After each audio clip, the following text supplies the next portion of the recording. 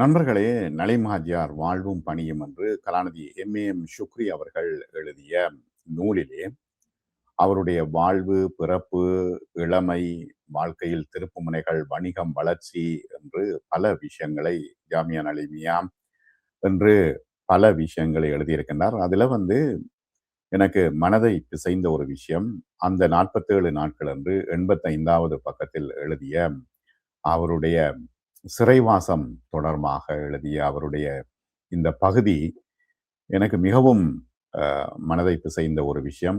அதனை நான் உங்களோடு பகிர்ந்து கொள்கின்றேன். அந்த 47 நாட்கள் விசுவாசிகளே பயத்தாலும் பசியாலும் உடைமைகள், உயிர்கள், விளைச்சல்கள் ஆகியவற்றில் நஷ்டங்கள் ஏற்படுத்தியும் நிச்சயமாக உங்களை சோதிப்போம். இந்நிலையில் பொறுமையை மேற்கொள்கின்றவர்களுக்கு நபியே நீர் நற்செய்தி கூறுவீராக.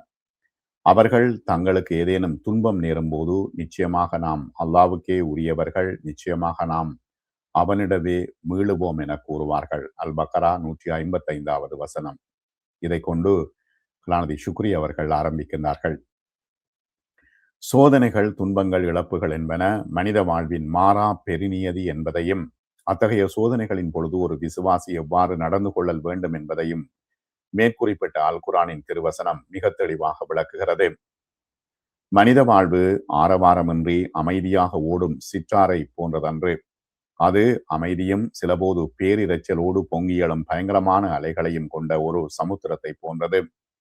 அமைதியாக இருந்த நலீம் ஹாஜியாரின் வாழ்வு என்ற சமுத்திரத்தில் ஒரு பெரும் பேரலை திடீரென ஆர்த்தெழுந்தது. பேரிரைச்சலோடு தோன்றி பேயாட்டமாடிய அந்த பேரலை பற்றி அவரே விளக்க கேட்போம். ஓய்வின்றி வியாபார முயற்சிகளிலும் ஏனைய பணிகளிலும் இரவு பகலாக முழுமூச்சுடன் ஈடுபட்டிருந்த நான் அமைதியையும் ஓய்வையும் நாடி ஹம்மாந்தோட்டையில் உள்ள எனது வாசஸ்தலத்தில் இடைக்கிடை சென்று சில நாட்களை கழிப்பது வழக்கம். 1974ஆம் ஆண்டு ஒரு நாள் நான் சில முஸ்லிம் சகோதரர்களுடன் ஹம்மாந்தோட்டையில் எனது வீட்டில் தங்கியிருந்தேன். பட்ஜெட் நாளாக இருந்ததால் அது பற்றிய விவரங்களை அறிவதற்காக வானொலியை திருப்பிய எங்களுக்கு பயங்கரமான ஒரு அதிர்ச்சி காத்திருந்தது. வரவு செலவு திட்டம் பற்றிய விவரங்களை அறிவிப்பதற்கு முன்னர் ஒரு முக்கிய அறிவித்தல் இருப்பதாக குறிப்பிட்ட வானொலி செய்தி அறிவிப்பாளர் அந்த முக்கிய செய்தியை வாசித்தார். பேருவளையைச் சேர்ந்த மாணிக்க வியாபாரி நலீம் ஹாஜியார் அவர்கள் வெளிநாட்டு செலாவணி மோசடியில் ஈடுபட்டுள்ளதாக குற்றம் சாட்டப்பட்டுள்ளார். எனவே இத்தால் அவரது கடவுச்சீட்டு பறிமுதல் செய்யப்படுவதோடு அவரது கடந்த 10 வருட கால வியாபார கணக்குகளை சமர்ப்பிக்கும்படியும் அவர் கோரப்படுகிறார். எனவே அவர் எங்கிருந்தாலும் விசாரணைக்காக அவரை கைது செய்யும்படி இலங்கையில் உள்ள எல்லா போலீஸ் நிலையங்களுக்கும் உத்தரவிடப்பட்டுள்ளது. இந்த வானொலி அறிவித்தலை கேட்டதும் நான் அதிர்ச்சி அடைந்தேன். வியாபாரத்தில் அல்லாவை அஞ்சியவனாக எனது சக்திக்கு உட்பட்டவரை நேர்மையை கடைபிடித்துள்ள எனக்கா இத்தகைய சோதனை என எனக்குள் ஏக்கப்பெருமூச்சோடு ஒரு வினா எழும்பியது. அப்போதைய அரசாங்கம் வெளிநாட்டு செலாவணி சம்பந்தமாக நடைபெற்ற ஊழல்கள் பற்றி விசாரணை நடத்த ஒரு கமிஷனை நியமித்திருந்தது. அங்கு நடைபெற்ற விசாரணை ஒன்றின் பொழுது சாட்சியம் கூறிய ஒருவர் எனது பெயரையும் தொடர்பு படுத்தி ஒரு வாக்குமூலத்தை அளித்திருந்ததே என்னை தேடுவதற்கான காரணம் என்பது பிறகு எனக்கு தெரிய வந்தது. இந்த வானொலி அறிவித்தலை கேட்டதும் நானும் உடனிருந்த நண்பர்களும் அசைவற்று நின்றோம். எந்த சந்தர்ப்பத்திலும் குற்ற விசாரணை பிரிவினர் என்னை தேடி இங்கு வரலாம், எனவே இங்கிருந்து நான் உடனடியாக புறப்பட்டாகுதல் வேண்டும் என நான் கூறினேன். அவசரமாக உடனே அம்மாந்தோட்டையிலிருந்து புறப்பட்டு இரவோடு இரவாக பயணம் செய்து கொழும்பை வந்தடைந்தேன். கொழும்பில் ஒரு நண்பரின் வீட்டில் 2 நாட்கள் தலைமறைவாக இருந்தேன். இதற்கிடையில் குற்ற விசாரணை பிரிவைச் சேர்ந்த அதிகாரிகள் என்னை தேடி பலமுறை பேருவளையில் எனது இல்லத்துக்கு சென்றதாகவும் சில பள்ளிவாசல்களில் கூட தேடுதல் நடத்தியதாகவும் எனக்கு செய்திகள் கிடைத்தன. இச்சூழ்நிலையில் நான் சுயமாகவே சென்று போலீசில் சரணடைவதே ஒரே வழியாக எனக்கு தோன்றியது. எனவே அந்த நோக்கத்தோடு குற்ற விசாரணை பிரிவின் 4ஆம் மாடிக்கு சென்றேன். நான் தான் நலீம் ஹாஜியார், என்னை நீங்கள் தேடுவதாக அறிந்தேன், போலீசிடம் சரணடைவதற்காக வந்துள்ளேன் என நான் அறிமுகப்படுத்திய போது அங்கிருந்த அனைவரும் அதிர்ச்சியும் பதட்டமும் அடைந்தனர். சிலர் அங்கும் இங்கும் ஓடினர். அந்த இடமே அல்லோல கல்லோலப்பட்டதை அவதானித்தேன். அல்லாஹ் என்னை ஒரு பெரும் சோதனைக்கு உட்படுத்துகிறான் என்ற உணர்வு என்னில் மேலோங்கி நின்றது. அவனின் பாதையில் அவனின் திருப்தி ஒன்றையே நாடி அமைதியாக பயணம் செய்யும் அவனின் இந்த அடிமையை நிச்சயம் பாதுகாப்பான் என்ற உறுதியான நம்பிக்கை என்னுள் ஆழமாக பதிந்திருந்தது. நான் எத்தகைய பதட்டமும் இன்றி அமைதியாக இருந்தேன். அப்போது உதவி போலீஸ் அத்தியட்சகர் கதிர்காமர் என்னிடம் வந்தார். ஹாஜியார், உங்களை சில விஷயங்கள் தொடர்பாக விசாரிக்க வேண்டியுள்ளது. எங்களோடு நீங்கள் இந்த விடயத்தில் ஒத்துழைக்க வேண்டும் என கூறி விசாரணையை ஆரம்பித்தார். மிகவும் கனிவாகவும் பண்பாடாகவும் கண்ணியத்துடனும் அவர் என்னை விசாரித்தார். விசாரணை இரவு வரை தொடர்ந்தது. விசாரணை முடிந்ததும் நான் வீட்டுக்கு செல்லலாமா என திரு கதிர்காமரிடம் கேட்டேன். நீங்கள் விசாரணைக்காக ஓரிரு நாட்கள் இங்கு தங்க வேண்டியுள்ளது. ஆகவே உங்கள் வீட்டுக்கு டெலிபோன் செய்து உங்களுக்கு அவசியப்படுபவற்றை வரவழைத்துக் கொள்ளுங்கள் என்று அவர் கூறினார். நான் எனது வெள்ளவத்தை இல்லத்திற்கு டெலிபோன் செய்து நான் தொழுகைக்காக பயன்படுத்தும் எனது முசல்லாவையும் குரானையும் பல்துலக்கும் பிரஷினையும் கொண்டு வரும்படி கூறினேன். வெள்ளை விரிப்பொன்று விரிக்கப்பட்ட ஒரு கட்டிலை கொண்ட ஒரு அறையில் என்னை தங்கச் செய்தார்கள். அன்றிரவு காலை சுபகு நேரம் வரை மிக அமைதியாகவும் நிம்மதியாகவும் உறங்கினேன். விசுவாசிகளே, உங்கள் மனம் சாந்தி அடைவதற்காக கண்ணுறக்கம் உங்களை பொதிந்து கொள்ளும்படி இறைவன் தன் புறத்திலிருந்து செய்ததை நீங்கள் நினைத்து பார்ப்பீர்களா? அல் அன்பால் 11வது வசனம். நான் போலீசில் சரணடைந்தது பற்றிய செய்தியை மறுநாள் காலை தினசரி பத்திரிகைகள் அனைத்தும் மிக முக்கிய இடம் அளித்து வெளியிட்டிருந்தன. இந்தியாவிலிருந்து வெளிவரும் பிரபல ஆங்கில பத்திரிகையான ஹிந்து பத்திரிகை கூட அதன் 13ஆம் திகதி டிசம்பர் 1974 ஆண்டு இதழில் செய்தியை பிரசுரித்திருந்ததெனில் நான் சரணடைந்த விடயம் நாட்டில் எத்தகைய பரபரப்பை ஏற்படுத்தி இருந்தது என்பதனை உணர்ந்து கொள்ள முடியும். அடுத்த நாள் காலையிலும் விசாரணை தொடர்ந்தது. விசாரணையின் பின்னர் என்னை பஜட் ரோட்டில் உள்ள குற்றவாளிகள் தடுப்பு நிலையத்திற்கு அனுப்புவதாக அறிவித்தார்கள். வெளிநாட்டு செலாவணி மோசடி போன்ற விடயங்களில் ஈடுபட்டதாக குற்றம் சாட்டப்பட்டுள்ளோர் பஜட் ரோட்டில் தான் தடுத்து வைக்கப்பட்டனர். என்னை பஜட் ரோட்டில் உள்ள தடுப்பு நிலையத்துக்கு அழைத்து சென்றார்கள். என்னை ஏறக்குறைய 7 அடி நீளமும் 5 அடி அகலமும் கொண்ட அறையில் தங்க வைத்தார்கள். இந்த குறுகிய ஒடுக்கமான அறையில் நான் எத்தனை நாள் தான் அடைபட்டிருக்க வேண்டுமோ என்ற ஏக்க பெருமூச்சு என்னில் வெளிப்பட்டது. நிச்சயமாக அல்லாவின் அருளும் உதவியும் அவனது அடியார்களுக்கு உண்டு என்ற குரானின் திருவசனங்களை நினைவுபடுத்தி கொண்டேன். அல்லாஹ் ஒருபோதும் என்னை கைவிட மாட்டான் என்ற உறுதி எனக்கு ஏற்பட்டது. அந்த அறையில் ஒடுங்கி கிடந்த என்னை சந்திப்பதற்கு எவருக்கும் அனுமதி வழங்கப்படவில்லை. அங்கு நான் கழித்த நாட்களில் ஒரு நாள் இரவு ஒரு ஆச்சரியமான சம்பவம் நிகழ்ந்தது. அது கடுமையான குளிர்காலம். இரவு இஷா தொழுகையை எனது அறையில் நிறைவேற்றிய பின்னர் அந்த பயங்கரமான குளிரை நினைத்து, யா அல்லாஹ், எனக்கு குளிப்பதை கட்டாயமாக விதியாக்கும் ஒரு நிலையை இன்று ஏற்படுத்தி விடாதே என பிரார்த்தித்தேன். அன்றைய கடுமையான குளிரும் எனது உள்ளத்தில் தோன்றிய ஏதோ ஒரு தூண்டுதலும் என்னை இவ்வாறு பிரார்த்திக்க தூண்டியது. ஆனால் எனது பிரார்த்தனைக்கு முற்றிலும் மாறாக நான் எது நேரக்கூடாது என பிரார்த்தித்தேனோ அது நேர்ந்து விட்டது. அந்த இரவு எனக்கு குளித்தல் விதியாகும் நிலை உருவாகிவிட்டது. அதிகாலையில் தூக்கத்திலிருந்து கண் விழித்தேன். இந்த கடுமையான குளிரில் குளித்து சுத்தமடைந்து சுபகு தொழுகையை நிறைவேற்றுவதா அல்லது அதனை கலா செய்வதா என மனப்போராட்டம் எனக்கு ஏற்பட்டது. அல்லாஹ் இதன் மூலம் என்னை ஒரு சோதனைக்கு உட்படுத்துகிறான் என்ற உணர்வு என்னில் தோன்றியது. இந்த சோதனையில் நான் வெற்றி பெறல் வேண்டும் என்ற மன உறுதி எனக்கு ஏற்பட்டது. அந்த கடும் குளிரையும் பொருட்படுத்தாது குளித்துவிட்டு சுபகு தொழுகையை நிறைவேற்ற முடிவு செய்தேன். குளிப்பதற்காக குளியல் அறைக்கு செல்வதற்கு எனது அறை கதவுகளை திறந்து வெளியே செல்ல ஆயத்தமாக்கிய போது கடுங்குளிர் காரணமாக தலையிலிருந்து கால் வரை தன்னை போர்த்தி கொண்டிருந்த காவலாளி என்னை நோக்கி, எங்கு செல்கின்றீர்கள் என கேட்டான். நான் குளிக்கச் செல்கின்றேன் என பதிலளித்தேன். ஒரு விசித்திரமான பிறவியை பார்ப்பது போன்று அவன் என்னை ஆச்சரியத்துடன் பார்த்தான். அவனது பார்வையின் பின்னால் மறைந்துள்ள வியப்புக்குறிக்கான காரணம் எனக்கு விளங்கியது. நான் குளித்துவிட்டு அதிகாலை சுபகு தொழுகையை நிறைவேற்றினேன். எனது உள்ளத்தில் என்னையே அறியாத நிம்மதியும் நிறைவும் தோன்றியது. நான் தான் அல்லாஹ், என்னை தவிர வேறு இறைவன் இல்லை, எனவே எனக்கு அடிபணிவீராக, என்னை நினைவு கூறுவதற்காக தொழுகையை நிலைநிறுத்துவீராக. நிச்சயமாக அல்லாஹ் நினைவு கூறுவதில் உள்ளங்கள் நிம்மதி அடைகின்றன. இந்த வசனங்கள் முக்கியமானவை. என்னை இந்த ஒடுக்கமான குறுகிய அறையில் 47 நாட்கள் வைத்திருந்தார்கள். ஒவ்வொரு நாளும் என்னை பஜட் ரோட்டிலிருந்து குற்ற விசாரணை பிரிவின் 4ஆம் மாடிக்கு விசாரணைக்காக அழைத்து செல்வார்கள். விசாரணை பல மணித்தியாலங்கள் நீடிக்கும். உலகின் பல பகுதிகளிலும் உள்ள நான் வியாபார தொடர்பு வைத்திருந்தவர்களை நான் வெளிநாட்டு செலாவணி மோசடியில் ஈடுபட்டிருந்தேனா என்பதனை அறிய விசாரணை செய்தார்கள். அது பற்றி அறிவதற்காக பல நாடுகளில் உள்ள வியாபாரிகளுக்கு குற்ற விசாரணை பிரிவு கடிதங்களை அனுப்பி வைத்தது. இந்த கடிதங்கள் பற்றி ஜனாதிபதி விசாரணை கமிஷன் முன் பிற்காலத்தில் வழக்கறிஞர் திரு நடேசன் கியூசி பிரஸ்தாபித்தார். 16ஆம் தேதி டிசம்பர் 1974 ஹாங்காங்குக்கு அனுப்பி வைக்கப்பட்ட ஒரு கடிதத்தை சமர்ப்பித்த அவர், நலீம் ஹாஜியாரின் சர்வதேச வியாபார தொடர்பு சம்பந்தமாக விவரங்கோரும் இத்தகைய கடிதங்கள் அதே திகதியில் நியூயார்க், லண்டன், கனடா போன்ற நாடுகளில் உள்ள மாணிக்கக்கல் வர்த்தகர்களுக்கும் அனுப்பப்பட்டதாகவும் எல்லாமாக 56 கடிதங்கள் அனுப்பப்பட்டதாகவும் குறிப்பிட்டார். ஆனால் இத்தகைய பல முயற்சிகளை மேற்கொண்டும் அவர்களால் என் மீது குற்றம் சுமத்தக்கூடிய எந்த ஒரு தகவலையும் பெற முடியவில்லை. நலீம் ஹாஜியாரின் வாயிலாக அவரது சிறை வாழ்வின் அனுபவங்களை கேட்ட நாம் அவர் மீது அன்பும் அபிமானமும் கொண்ட ஆயிரக்கணக்கான மக்கள் அவருக்கு ஏற்பட்ட இந்த நிலை கண்டு எத்தகைய கவலையும் ஆத்திரமும் கொண்டார்கள் என்பதை நோக்குவோம்.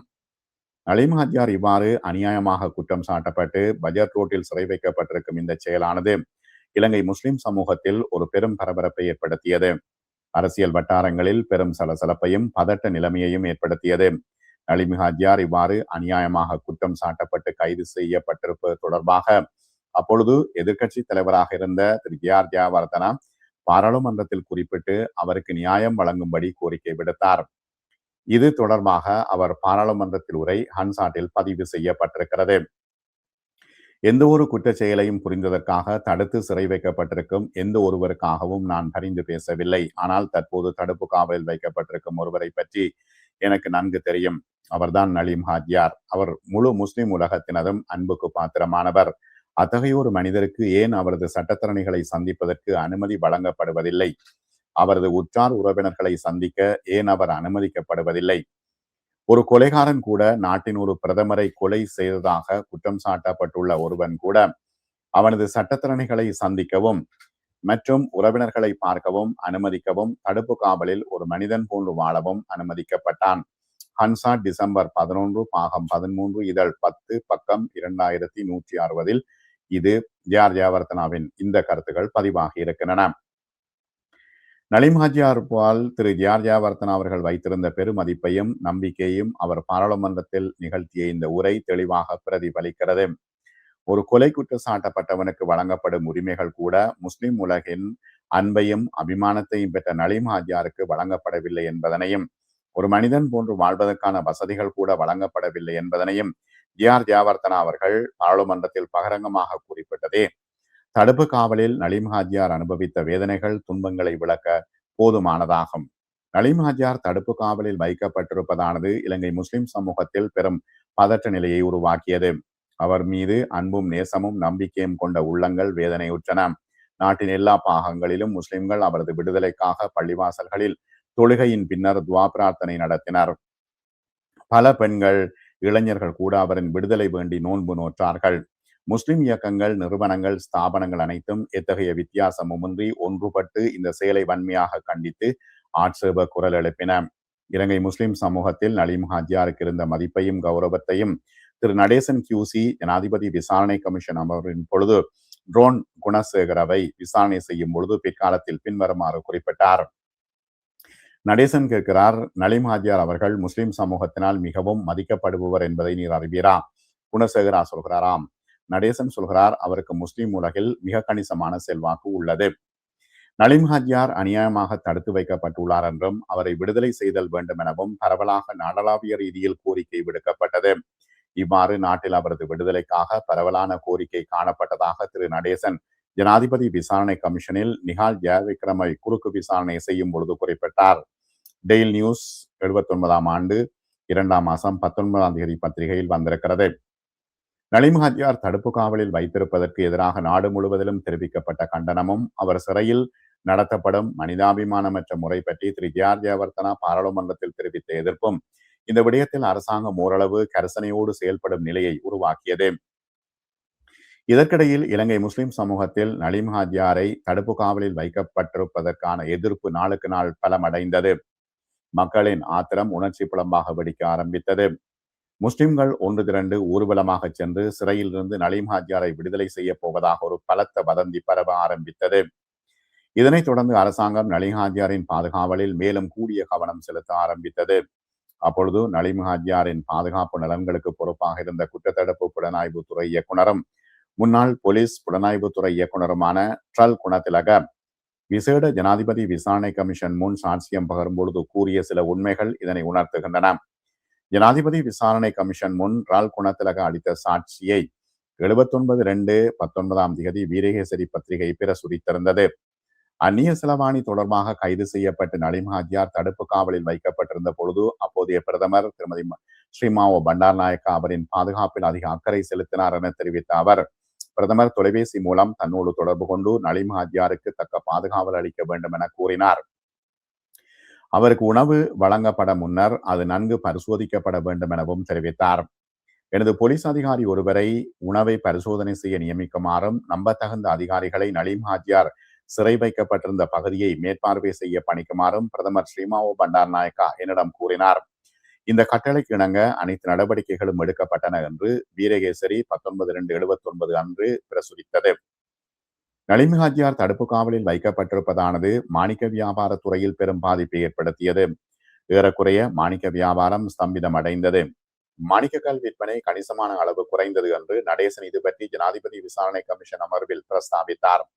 தான் இவ்வாறு அநியாயமாக குற்றம் சாட்டப்பட்டு சிறை காவலில் வைக்கப்பட்டிருக்கும் வேதனையின் தழும்புகள் நாட்செல்ல செல்ல அவரது உள்ளத்தில் ஆழமான வடுவாக மாறி ஒரு பேரிடியாக ஒரு நாள் வெடித்தது.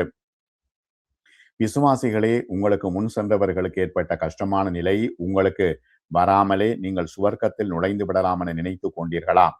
தூதரையும் அவரையும் அவருடன் விசுவாசம் கொண்ட அவர்களையும் கஷ்டங்களும் துன்பங்களும் பிடித்து அல்லாவின் உதவி எப்பொழுது வரும் என கேட்டதற்கு அல்லாவுடைய உதவி இதோ சமீபத்தில் இருக்கிறது என்று நாம் ஆறுதல் கூறும் வரை அவர்கள் ஆட்டி வைக்கப்பட்டார்கள் என்று சூரத்துல் பக்கரா 12வது வசனம் சொல்கிறது. நலிம் ஹாஜியாரின் சிறைவாசம் 40 நாட்களை கடந்து விட்டது. அவரை பிடித்த சோதனையும் கஷ்டமும் துன்பமும் துயரமும் அதன் எல்லையை அடைந்தது. அல்லாவின் உதவி எப்பொழுது வரும் என நபி தோழர்கள் கேட்கும் அளவுக்கு அவர்களது கஷ்டங்கள் எல்லை மீறியதை மேற்குறிப்பிட்ட குரானின் திருவசனம் சித்தரிப்பது போன்று தாங்க முடியாத சோதனைக்கு ஆளான அவரது உள்ளமும் இறைவனின் உதவிக்காகவும் அருளுக்காகவும் தாகித்து தவித்தது. இந்த மனநிலையில் அவர் இருந்த பொழுது ஒரு நாள் நிகழ்ந்த சம்பவத்தை அவரே கூறுகிறார். ஒரு நாள் வளமை போன்று எனது விசாரணை தொடர்ந்தது. வெளியில் பலத்த மழை பொழிந்து கொண்டிருந்தது. பயங்கரமான இடியும் மின்னலும் மாறி மாறி தோன்றின. பலத்த காற்று சூறாவளி போன்று வீசியது. இந்நிலையில் எனது விசாரணை தொடர்ந்தது. எனது உள்ளமோ வேதனையினதும் விரக்தியினதும் எல்லையை அடைந்திருந்தது. 40 நாட்களுக்கு மேலாக நான் தனிமையில் அனுபவிக்கும் இந்த வேதனை எனது சக்தியை அப்படியே பிழிந்தெடுத்தது. இப்பொழுது எனது மனோ உறுதியையும் தளரச் செய்ய ஆரம்பித்தது. விசாரணை தொடர்ந்து கொண்டிருக்கும் நிலையில் வெளியே காதை துளைக்கும் பயங்கரமான இடி முழக்கம் கேட்டது. அந்த இடி நான் இருக்கும் இடத்தில் இந்த இடத்தில் விழக்கூடாதா? அப்போதாவது எனக்கு இந்த வேதனையிலிருந்து விடுதலை கிடைக்குமே என நான் எனக்குள் எண்ணிக்கொண்டேன். வெளியே எங்கோ விழுந்த அந்த பேரிடியின் அதிர்ச்சியில் எனது விசாரணை நடந்து கொண்டிருந்த இடத்தில் இருந்த பொருட்கள் எல்லாம் ஆட்டம் கண்டன. மின்சாரம் துண்டிக்கப்பட்டு அந்த இடம் இருள்மயமாகியது. அந்த இடத்தில் இருந்த இயந்திரம் சேதமாகியது. உடனே எனது விசாரணை நிறுத்தப்பட்டு அந்த இடத்தில் இருந்த தட்டச்சு இயந்திரம் சேதமாகியது. உடனே எனது விசாரணை நிறுத்தப்பட்டு நான் எனது சிறை கூடத்திற்கு மீண்டும் அனுப்பப்பட்டேன். நலிம் ஹாஜியாருக்கு ஏற்பட்ட இந்த சோதனையை நீக்கும்படி அல்லாவிடம் கையேந்தி ஆயிரம் உள்ளங்கள் நெஞ்சுருக பிரார்த்தித்தன. நலிம் ஹாஜியார் தடுப்பு காவலில் சிறை வைக்கப்பட்ட சில மாதங்களுக்கு முன்னர் மர்ஹூம் மசூத் ஆலிம் அவர்களுடன் புனித மக்காவில் ரமலான் மாதம் முழுவதையும் நலிம் ஹாஜியார் கழித்தார். மக்காவுக்கு அடிக்கடி செல்லும் வழக்கத்தை கொண்ட நலிம் ஹாஜியார் மக்காவில் வாழ்ந்த அஹ்லுல் பைத் எனும் நபி ஸல்லல்லாஹு அலைஹி வஸல்லம் அவர்களின் குடும்பத்தைச் சேர்ந்த சய்யித் அல் பார் அவர்களின் மூலம் மக்காவிலும் மதீனாவிலும் வாழ்ந்த சன்மார்க்க பெரியார்கள் அஹ்லுல் பைத்துகள் சார்ந்த சான்றோர்கள் பலரை சந்திக்கும் வாய்ப்பினை பெற்றார். அவர் மக்கா மதீனாவை தரிசிக்கும் போதெல்லாம் இந்த பெரியார்களை சந்தித்து தமது ஆத்மீக நலனுக்காக அவர்களிடம் துவா செய்யும்படி கேட்கும் வழக்கத்தை கொண்டிருந்தார். இவ்வாறு அவர் சந்திக்கும் அவருக்கு மிகவும் நெருக்கமாக இருந்த பெரியார்களுள் ஒருவரே மக்காவின் புகழ்பூத்த மார்க்க அறிஞரும் ஆத்ம ஞானியுமான அஸ்ஸையித் அமீன் குதுபி ஆவார். தான் தடுப்பு காவலில் வைக்கப்பட்ட சில மாதங்களுக்கு முன்னர் மசூத் ஆலிம் அவர்களுடன் மக்காவுக்கு சென்ற நலிம் ஹாஜியார் புனித ரமலான் முழுவதையும் மக்காவில் கழித்தார். ரமலான் முடிந்ததும் இன்ஷா அல்லாஹ் தான் ஓரிரு மாதம் கழித்து மீண்டும் ஹஜ்ஜுக்காக மக்கா வரும் வரை மசூத் ஆலிமை மக்காவில் தங்கும்படி கூறிவிட்டு நாடு திரும்பினார். ஹாஜியார் ஹஜ்ஜுக்காக வரும் வரை மக்காவில் மசூத் ஆலிம் அவர்கள் தங்க முடிவு செய்தார். இதற்கிடையில் மக்காவிலிருந்து நாடு திரும்பிய நலிம் ஹாஜியார் விசாரணைக்காக தடுப்பு காவலில் சிறை வைக்கப்பட்டார். அவரது கடவுச்சீட்டும் பறிமுதல் செய்யப்பட்டதையும் நலிம் ஹாஜியார் தடுப்பு காவலில் வைக்கப்பட்டுள்ள விடயத்தையும் மக்காவில் இருந்த மசூத் ஆலிம் அவர்கள் கேள்வியுற்றதும் அவரது உள்ளம் மிக வேதனை அடைந்தது. புனித மக்காவில் உள்ள நலீம் ஹாஜியாருக்கு நன்கு அறிமுகமாகிய சன்மார்க்க பெரியார்கள் அகுலுல் பைத்துகளை சந்தித்து நிலைமையை விளக்கி ஹாஜியாரின் விடுதலைக்காக துவா செய்யும்படி வேண்டினர். ஒரு நாள் தினம் பெரியார் சையத் அமீன் குத்துபி அவர்கள் புனித கௌபாவை நோக்கி நடந்து கொண்டிருந்தார்கள். அவரை மிக மரியாதையுடன் நெருங்கிய மசூத் ஆலிம் சாஹிப் அவர்கள், சையத் அவர்களே, சகோதரர் நலீம் ஹாஜியை அநியாயமாக குற்றம் சுமத்தி தடுப்பு காவலில் சிறை வைத்துள்ளார்கள், அவருக்காக துவா செய்யுங்கள் என கூறினார். சையத் அமீன் எத்தகைய அதிர்ச்சியும் பதட்டமும் அடையாமல் தனது கைத்தடியை நிலத்தில் ஊன்றி சிறிது நேரம் அமைதியாக கீழே நோக்கிய வண்ணம் நின்றார். அடுத்த கணம் அந்த பெரியாரின் பார்வை அல்லாவின் புனித ஆலயமான கௌபத்துல்லாவை நோக்கி திரும்பியது. மசூத் அப்ஷிர்லி ஹாஜி அலீம், நீங்கள் ஹாஜி நலீமுக்கு விடுதலை கிடைக்கும் என்ற நற்செய்தியை அறிவியுங்கள் என்றார்கள். அல்லாவிடம் அவர்களுக்காக கையுயர்த்தி பிரார்த்தித்த ஆயிரம் தூய்மையான உள்ளங்களின் பிரார்த்தனையை அல்லாஹ் அங்கீகரித்தான். அவர் தடுப்பு காவலில் வைக்கப்பட்டு 47வது நாளன்று விசாரணை முடிவில் அவர் மீது எந்தவித குற்றச்சாட்டும் இல்லை என்னும் அவர் நிரபராதி என்றும் கூறி நலீம் ஹாஜியார் விடுதலை செய்யப்பட்டார். அவரது விடுதலை செய்தியை தினகரன் பின்வருமாறு வெளியிட்டது. நலீம் ஹாஜியார் எந்தவித குற்றச்சாட்டும் இல்லாமல் விடுதலை செய்யப்பட்டார். ஒரு சிறு குற்றச்சாட்டு கூட குற்றம் சாட்ட அவர் மீது இருக்கவில்லை என்று 1979 ஜனவரி 31 தினகரன் வெளியிட்டது. அவர் விடுதலை செய்யப்பட்ட தினம் புனித அரபா தினமாக அமைந்தது. நான் பிறந்ததும் அரபா நாளில் தான், நான் விடுதலை செய்யப்பட்டதும் அந்த புனித அரபா தினத்தில் தான் என அவர் இந்த சம்பவத்தை குறிப்பிடும் பொழுது அடிக்கடி கூற கேட்டுள்ளேன். அரபாவுக்கும் இந்த மனிதருக்கும் இடையே உள்ள நெருங்கிய பந்தம்தான் என்னே. 41 நாள் தன்னந்தனியே தான் கழித்த சிறைவாசத்தின் பின்னர் அவரது மனோநிலையை அவரே விளக்குகிறார். பஜர் ரோட் தடுப்பு காவலில் இருந்து விடுதலை செய்யப்பட்ட பின்னர் தனது பிறந்தகமான வேறுவலை நோக்கி பயணமானேன். எனது உள்ளம் நிராசையும் விரக்தியும் அடைந்திருந்தது. எல்லாவற்றிலும் ஒரு வெறுப்பும் பிடிப்பின்மையும் அவரது உள்ளத்தில் தோன்றியது. வாழ்க்கையை அலுப்பு தட்டி விட்டது போன்ற மனப்பிரமை எனக்கு ஏற்பட்டது. எனது எஞ்சிய நாட்களை எதிலும் ஈடுபாடு காட்டாமல் எல்லாவற்றையும் விட்டு ஒதுங்கி அமைதியாக கழித்தல் வேண்டும் என்ற எண்ணம் எனக்கு ஏற்பட்டது. வாழ்க்கையில் அலுப்பு தட்டிய நிலை, எதிலும் பற்றின்மை, ஒரு பிடிப்பின்மை, விரக்தியும் ஆயாசமும் கலந்த மனநிலையில் நான் பயணம் செய்த கார் சீனன்கோட்டை பள்ளிவாசலை சென்றடைந்தது. அங்கு ஆண்கள், பெண்கள், முதியோர், சிறியோர் என ஆயிரக்கணக்கான மக்கள் பெருந்திரளாக நின்று எனக்காக காத்திருந்தனர். அத்தனையும் அல்லாவிடம் எனக்காக கண்ணீர் வடித்து பிரார்த்தித்த உள்ளங்கள் என்ற உணர்வும், அத்துணை கைகளும் எனக்காக வானை நோக்கி உயர்த்தப்பட்ட கைகள் என்ற உணர்வும் என்னில் தோன்றியது. இலங்கையின் எல்லா பகுதிகளிலும் எனது சகோதர முஸ்லிம்கள், நகரங்கள் முதல் கிராமங்கள் வரை எனக்காக வடித்த கண்ணீர், உணர்ச்சி குமரலாக நீதி நியாயம் கோரி உதிர்த்த வார்த்தைகள், இறங்கிய துவாக்கள், நோட்ட நோன்புகள் அத்தனை பற்றியும் அங்கு திரண்டிருந்த மக்கள் என்னிடம் விவரித்தார்கள். எனது உள்ளத்தில் தோன்றியிருந்த விரக்தி, நிராசை, நம்பிக்கையின்மை அனைத்தும் சூரியனை கண்ட பனி போல மறைந்தன. என்னில் என்னையே அறியாத ஓர் உத்வேகமும் உணர்ச்சியும் உயிர் துடிப்பும் மன உறுதியும் தோன்றி மக்களை விட்டு ஒதுங்கி வாழுதல் வேண்டும் என்ற எனது மனப்பிரமை தகர்ந்தது. என் மீது இத்தகைய அன்பும் நேசமும் நம்பிக்கையும் வாஞ்சையும் கொண்டுள்ள எனது சகோதர முஸ்லிம்களுக்கான சமூக சன்மார்க்க பணியில் பாதையில் அவர்களுள் ஒருவனாக இணைந்து கொண்டு எனது பயணத்தை தொடர முடிவு செய்தேன் என்று நலீம் ஹாஜியார் தன்னுடைய அனுபவத்தை இவ்வாறு சொல்லியிருக்கிறார். ஷுக்ரி அவர்கள் அந்த நூலிலே இதை விரிவாக சொல்லியிருக்கின்றார்கள்.